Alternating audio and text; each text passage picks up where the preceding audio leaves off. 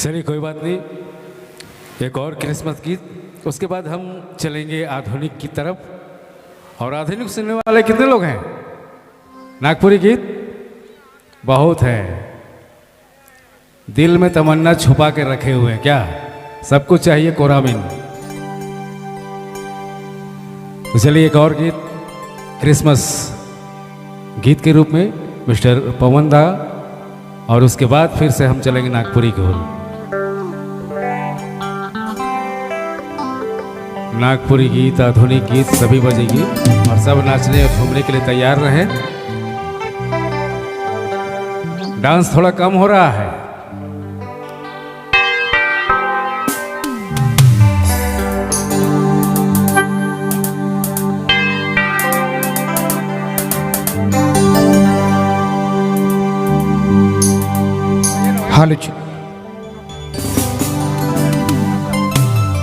Hello hello, थोड़ा सा उठाओ ना। और हेलो हेलो चिक, हेलो हेलो हेलो हेलो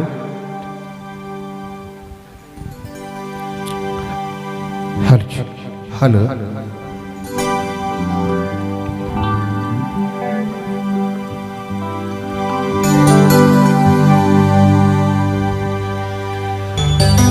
आइयों के भुलावे बाम के भुलावे,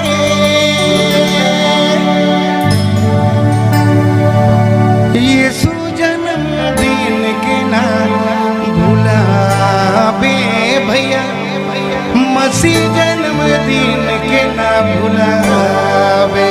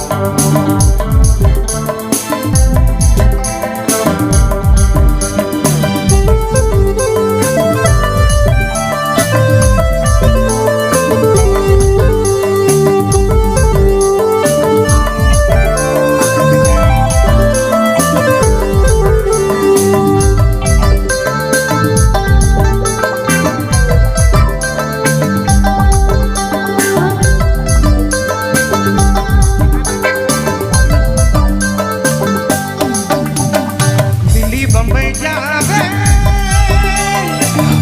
भूटान जावे दिल्ली बम्बई जावे भूटान जावे जन्म पर्व दिन घुरिया भैया रूस पर्व दिन घुरिया जन्म पर्व दिन घुरिया खुश पर्व दिन चलिया आयु के भुलावे बाबा के भुलावे आयु के भुलावे बाबा के भुलावे जन्म दिन के ना भुला भैया मसीह जन्मदिन के ना भुला जन्मदिन के ना भुला बहन मसीह जन्मदिन के ना भुला